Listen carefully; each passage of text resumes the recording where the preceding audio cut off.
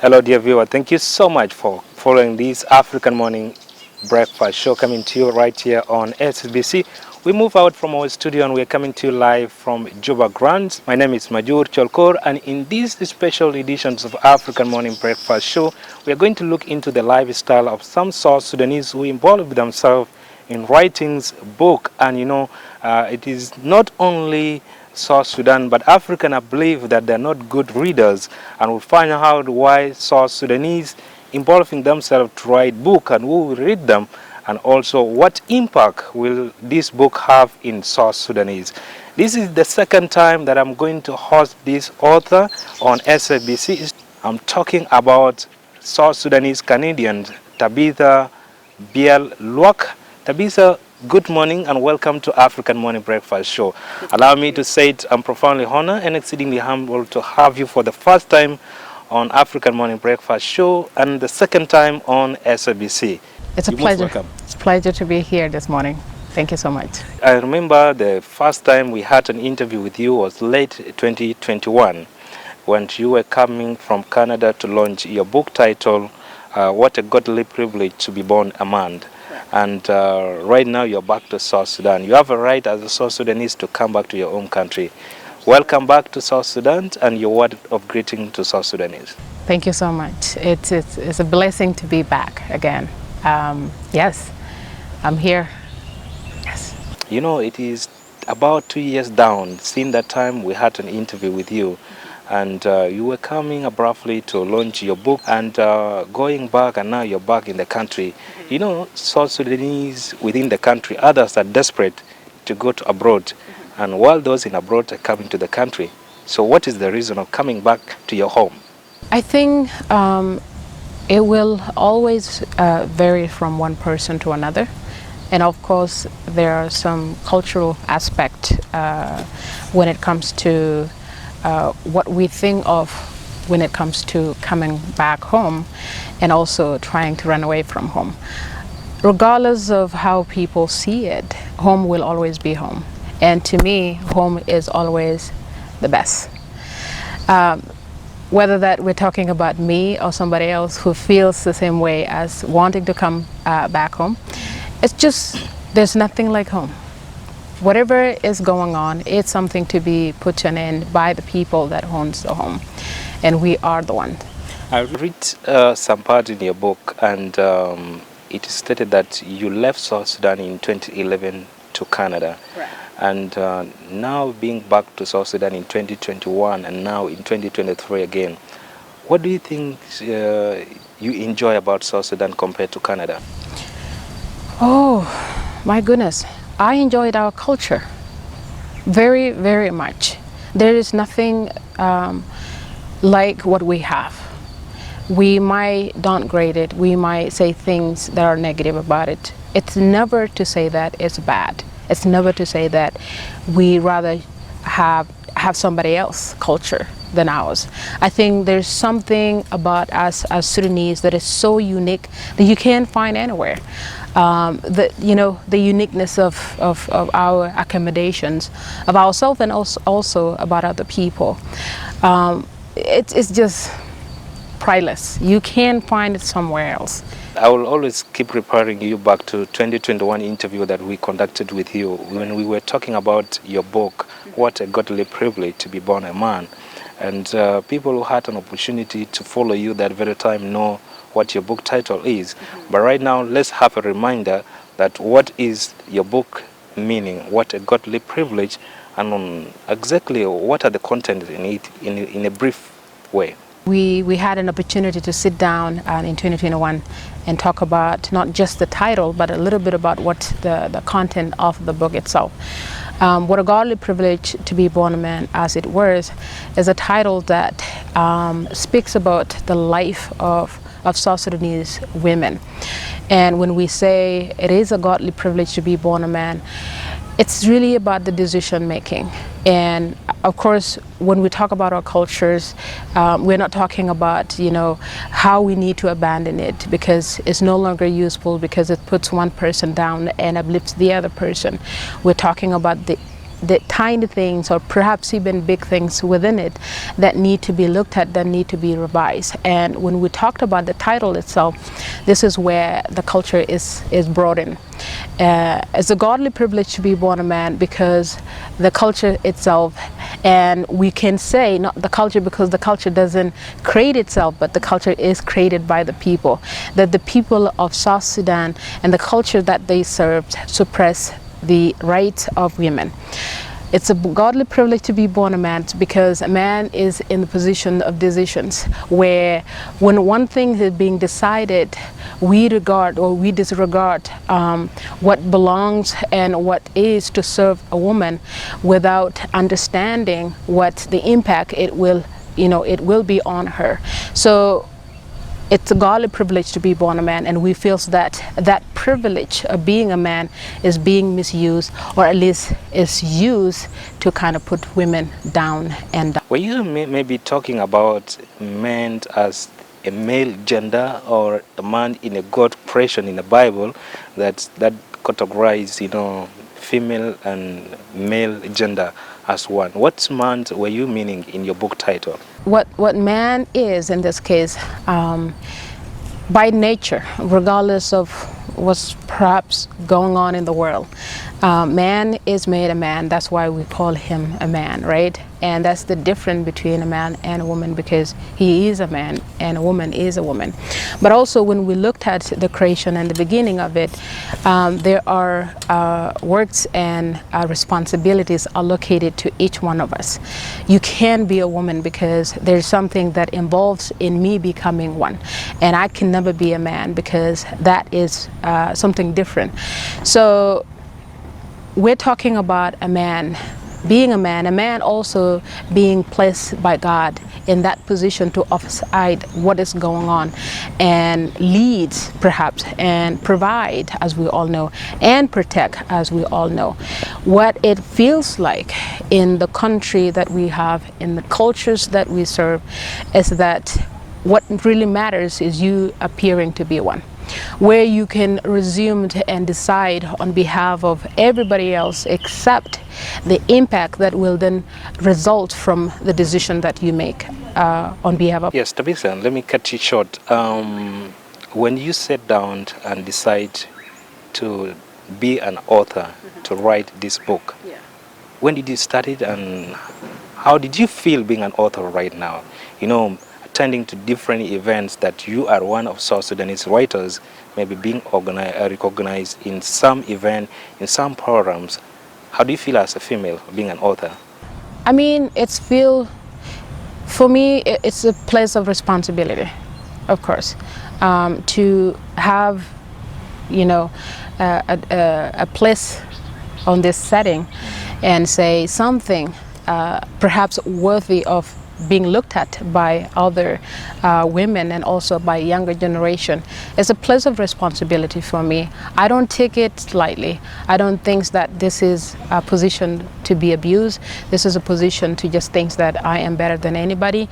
This is a position that I think I can exercise to take what belongs to somebody. No, it's a place of responsibility for me. It feels honored to be one, but it also feels like I have to be very, very careful in terms of what I put there, because people are listening, especially the young. Yes, I always look at what you write in your book, and when someone reads, he or she will ask herself or himself that, is this story real that Tabitha wrote about? So how did you sit down to write your book? Were you looking at real stories, or you were just creating them, giving an imagination? This is based on true stories, this book, as we're talking. Talking about privileges, I think growing up in South Sudan, because I didn't grow up in the Western world, growing up in this country gave me the ability to look at things. Though I left, I would say I was mature enough to digest what's going on and understand how things are set in the society before I leave. So that gives me an understanding of what's going on. This story, as it is, it's not my story. It's the story of every other woman that you know, but at the time that I was exposed to know their stories and understand what's going on in their lives. Yeah. You talk about taking an opportunity, taking this decision to be an author. It is an act of responsibility upon yourself. Were you trying to fight against the negative cultures being, imposed on women in South Sudan, or what was your target?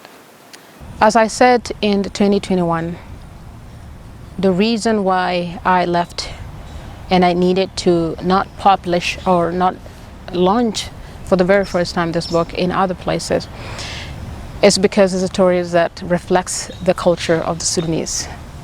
Because the true stories that were happening to South Sudanese women. When it comes to what ideas and what are you fighting about, I don't think it's more about the fight.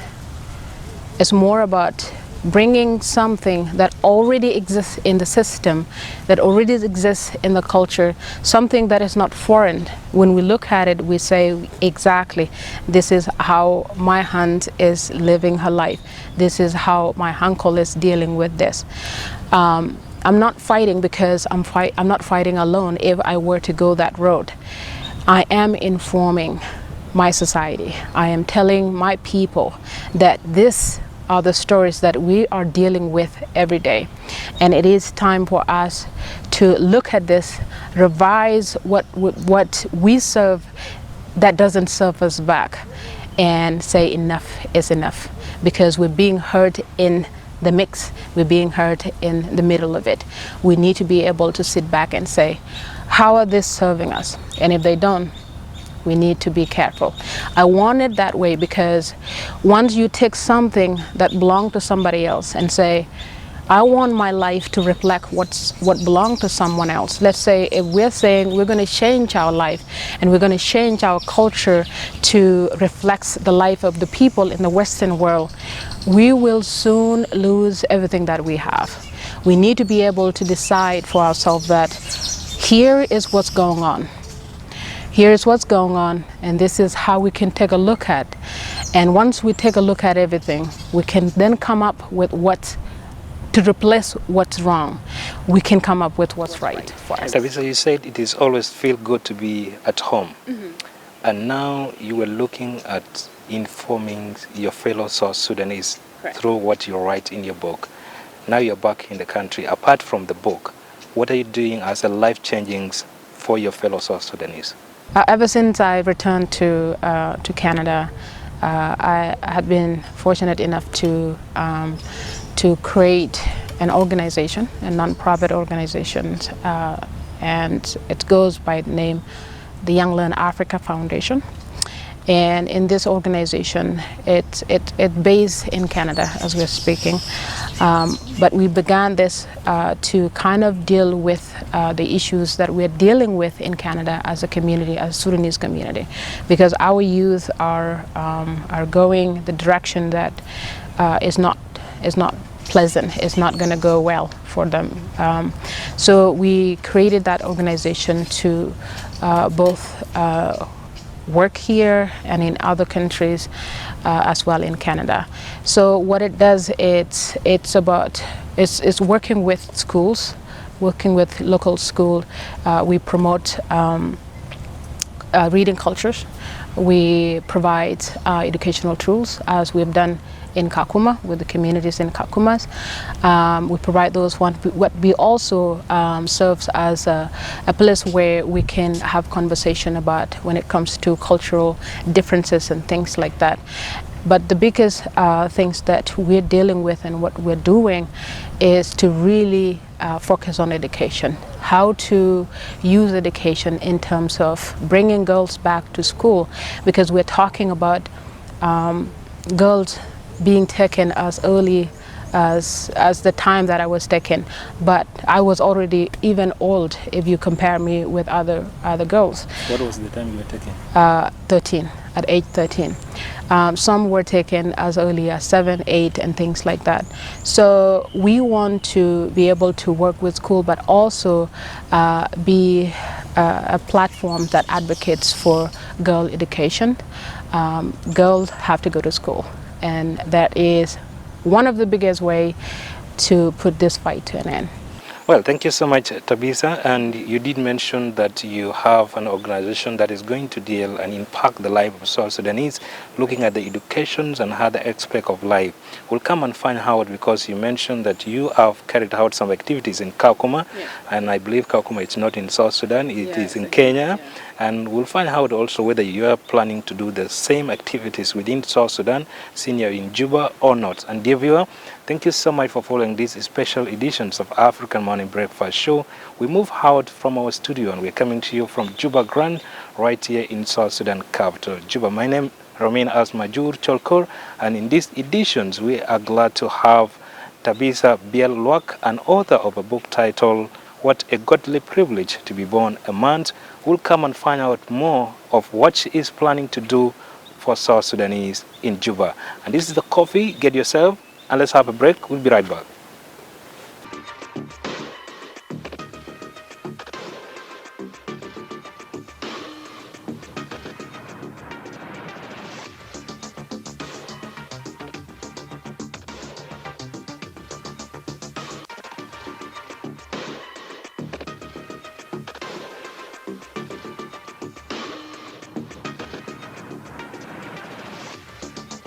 Welcome back, dear viewer. Thank you so much for continuing following African Morning Breakfast Show, coming to you right here on SABC. As I stated earlier, we move out from our studio and we are coming to you from Juba Grand, right here in South Sudan capital, Juba.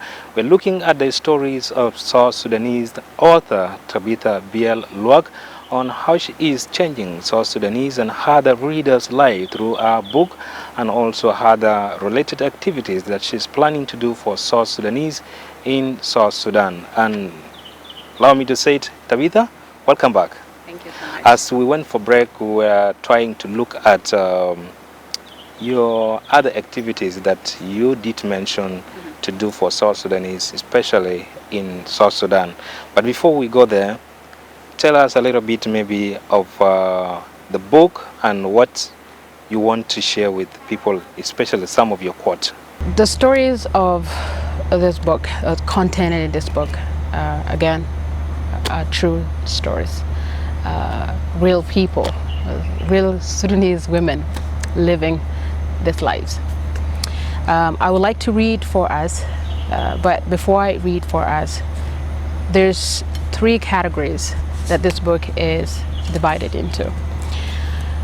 What it looks at the lives of South Sudanese women as a girl, what she is to her family, what sort of expectations that are kind of anticipated from the family, or the family from her. But also it looks at the lives of South Sudanese women when they move from one family to another. As we all know, when it comes to marriage, marriage is a business between families. And I really did say it business because when we looked at it, if we're really, really honest, the way it's dealt with is a business. There's nothing else. But it looks at the life of South Sudanese women as they shift from one place to another. In this case, from her father's house to the man who marries her. And the life that she lives and the expectations surrounding what she is to that family. But it also looks at the society in general, what expectations there are just around her, what society says she is, what values assigned to her, when those values are no longer valuable, what to say about her, when should we say she's no longer worthy, and so on. That's what this is divided into. Exactly. I hope we have an opportunity you have an opportunity to read it. So I want to read something to you. And this is a conversation between an old lady and a young lady. And it says, "Today your men are somewhat better," said the old lady. God knows I am not easy to live with. He knows me, and a man like that cannot be cooked from the same fire fan. We cannot be ready, interrupted another woman. Sure, and it is fascinating how God gives one according to her attitude and leads the non-classic one into the hands of pain. I have hard times understanding that part, said the old lady.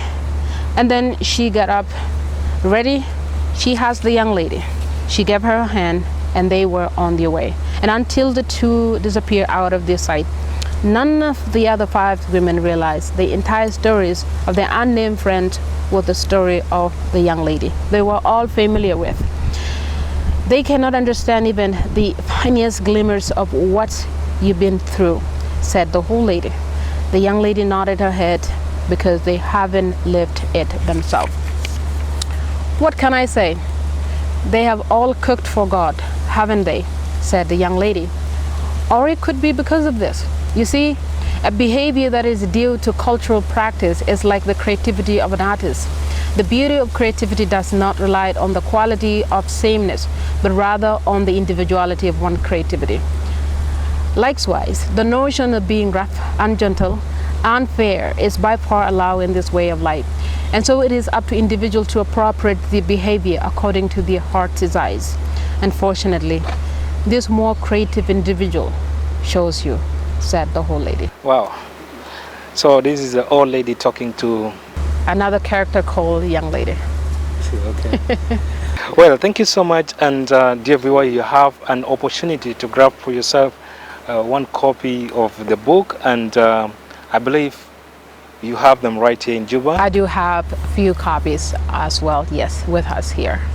And the worst part of it, South Sudanese are not commonly on digital marketing, but I don't know, you also sell them online? So we have this book online already. It's on Amazon, and it is on all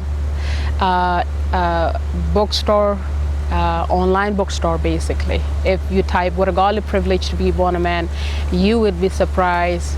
It is even in some places when I looked at it, it's like that. I don't even recognize that language, but it is there. So you're not going to miss it. It's online. Just take a look at the title and you'll be able to locate where it is. But here in Juba, we have copies available. Please do reach out to me and get your copy. Each of this copy only costs about $35 a copy. So, and it will be yours. Good. Let's now come back to our business of what you are planning to do for South Sudanese in South Sudan, either in Juba in particular or in outskirts of Juba or capital. So what are you trying to do for young people, women, men and girls in South Sudan based on your organization? When we talk about what to do kind of situations requires all of us.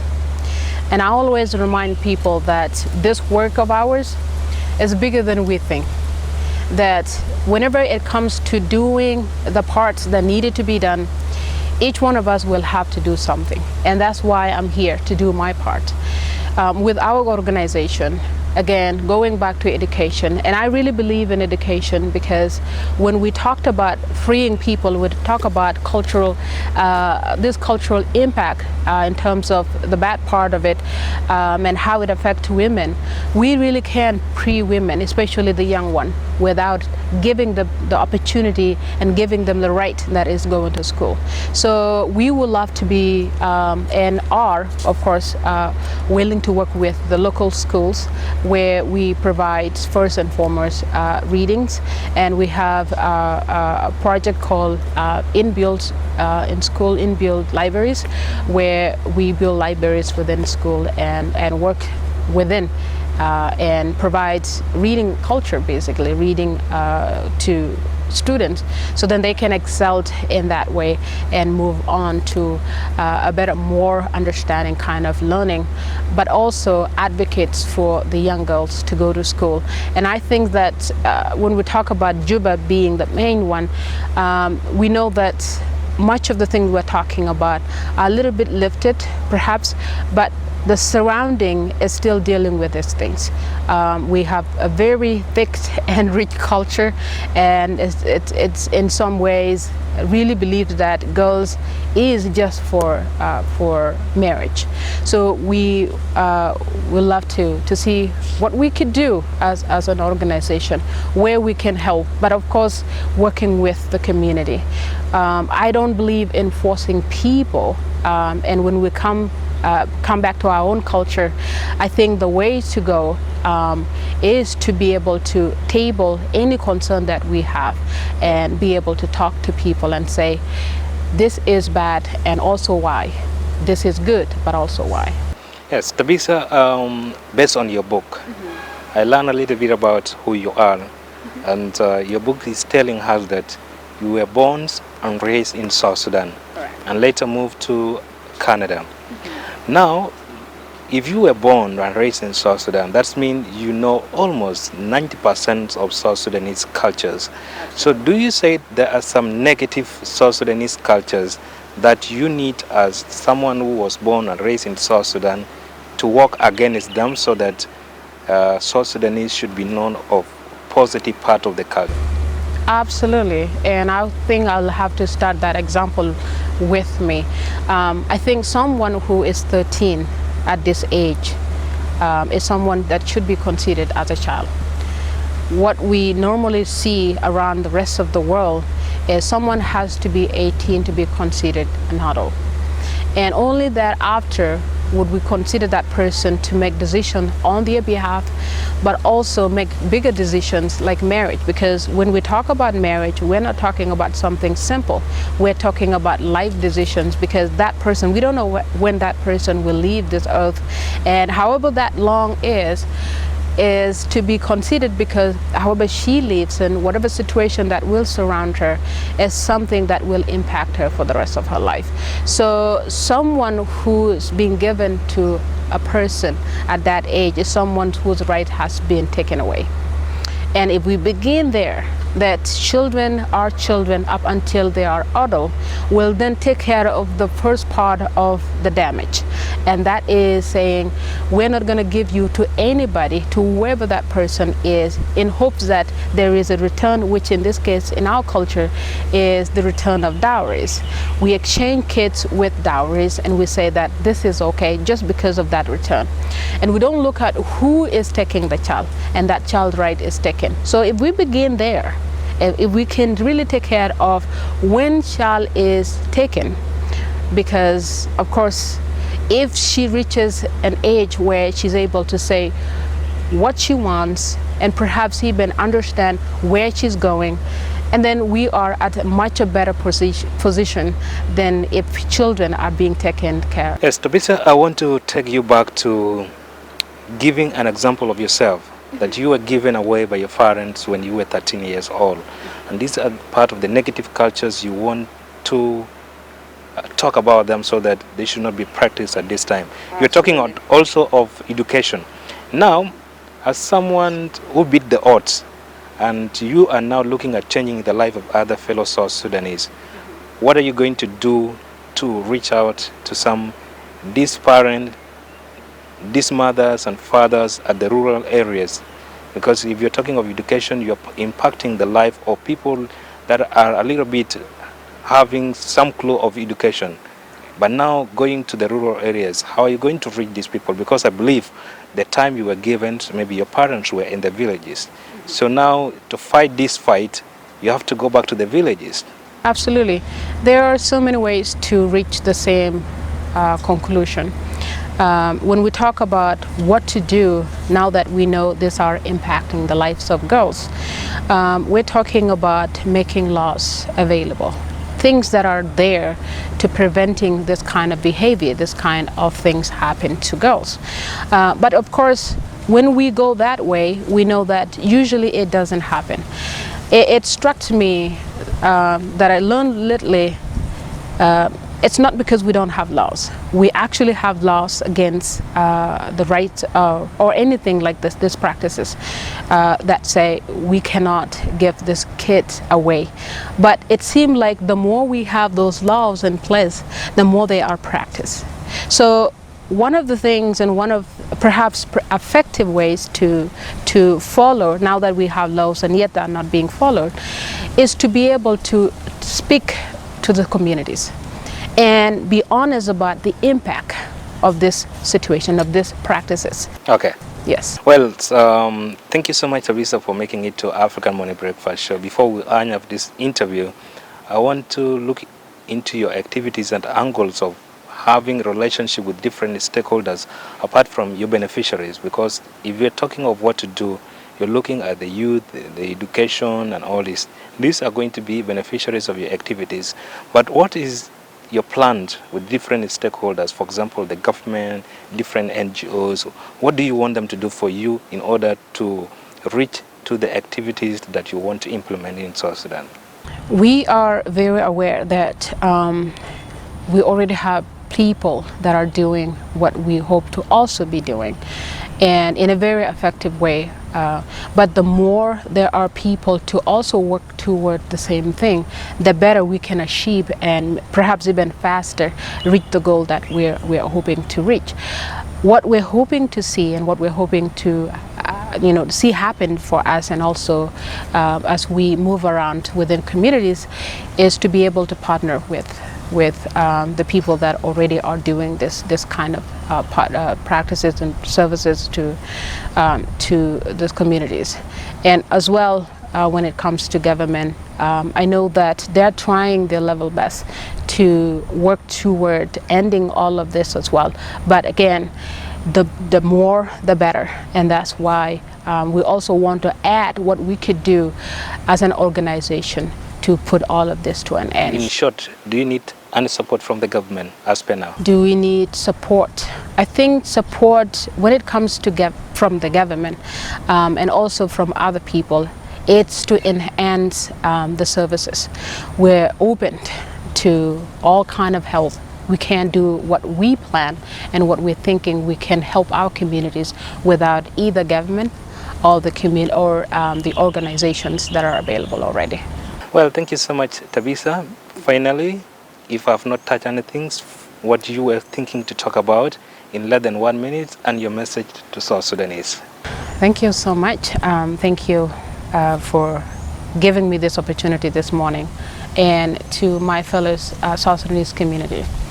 I was here about 2 years ago. Hasn't been 2 years yet, but about 2 years ago, and I spoke about the importance of having conversation, beginning to have conversation about all of this. I know that there are my sisters and brothers that already have traveled this road, speaking about the same thing that I'm talking about. What I'm hoping to see as a person belonging in this community is to see change. Because I think the things that have affected me were not just affecting me as a person, but they also were affecting every other girls. And it's our responsibility to put this to an end. Let's work together. And that begins with dialogues. Let's have conversation, even if it means within the family. Well, thank you so much, Tabitha. And dear viewer, thank you so much for following these special editions of African Morning Breakfast Show. This morning, where we look at the life journey of Tabitha becoming an author and what she's thinking to change in the life of other fellow South Sudanese, and also the readers, because the reader might not be a South Sudanese, but someone who get inspired on how she wrote her book titled What a Godly Privilege to be Born a Man. And after this far, thank you so much for blessing this African Morning Breakfast Show. Pleasure. Thank you so much.